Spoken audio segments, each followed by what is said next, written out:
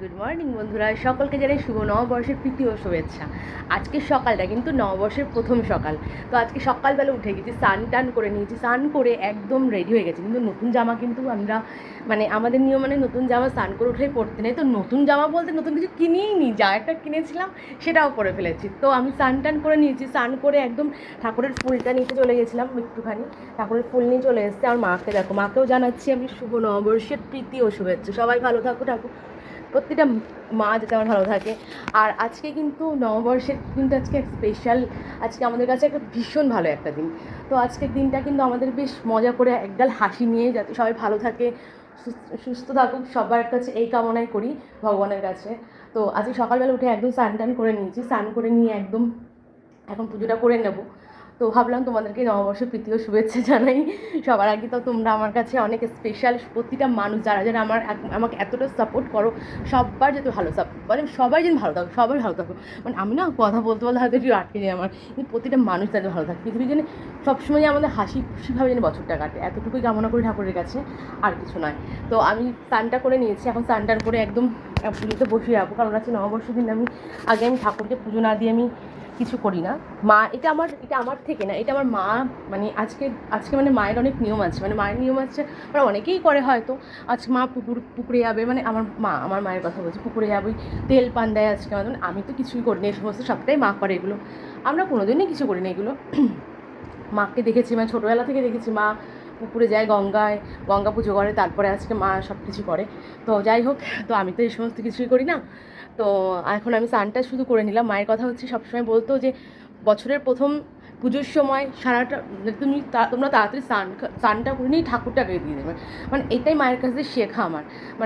সারা বছর আমি ঠাকুর ভীষণ লেট করে দিই, বছরের প্রথম দিন আমি ঠাকুর কিন্তু তাড়াতাড়ি দিই, এটাই। তো আমি চলো ঠাকুরটা দিইনি।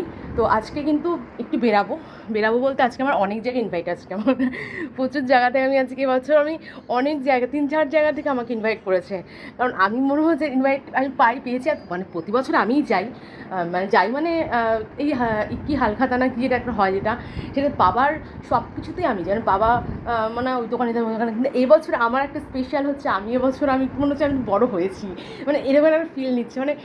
আমাকে না প্রতিটা যেখানে যেখানে আমি জিনিস বানিয়েছি, গোল্ডের হোক বা এমনি দোকান হোক, জামা কাপড়ের দোকানে, আমাকে সবাই কার্ড এসছে বলতে ফোনে, এখন তো অনলাইন করে দেয় সবাই, জানোই।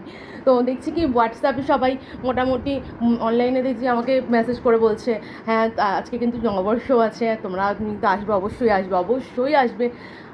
একটা হয় না যে ওই একগাল হেসে হয়তো, যেহেতু আমি সবার সাথে কথা বলি, সেই ক্ষেত্রে না সবার ওটাই ভালো লাগে। তো যাই হোক, আজকে আমি রান্নাবাড়িটা এখনই করে নেবো, পুজোটা দিয়ে ঠাকুর পুজো করে রান্নাবাড়িটা করে টোরে নিয়ে আমি একবারে বেরাবো। এখন বেরিয়ে যাবো, একটুখানি দুটো কাজ আছে আমার, কিচ্ছু কিনিনি, কিচ্ছু না।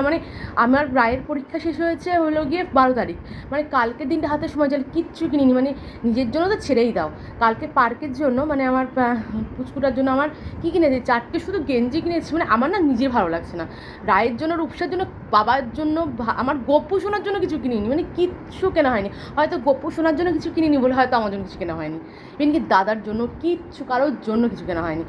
যাই হোক, তো এখন একটুখানি স্নান টান করা হয়ে গেছে, পুজোটা দিই, একটু রান্নাবাড়ি করে, যদি এই রোদ, আর যা রোদ দেখো এখন, সাংঘাতিক রোদ উঠেছে, এই রোদের জন্যই কোথাও আর বেরোতে ইচ্ছে করে না। তো যাই হোক, তো এখন হয়তো স্নানটা করে রান্নাটা করে আমি হয়তো বেরাবো। এখন তো বেরানোর আগে যদি বেরাই, তো বেরিয়ে কী কী কিনবো বা কিছু সবটাই তোমাদের সাথে শেয়ার করবো।